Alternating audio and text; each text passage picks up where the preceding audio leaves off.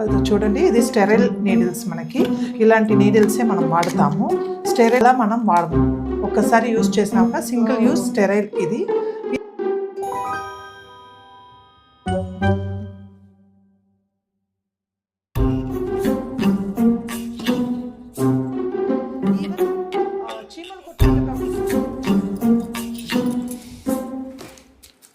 ఇది చూడండి, ఇది యాక్చువల్గా మనము మెయిన్గా వచ్చి పెయిన్ రిలాక్సేషన్ కోసం వాడతాము ఈ పాయింట్ అన్నది.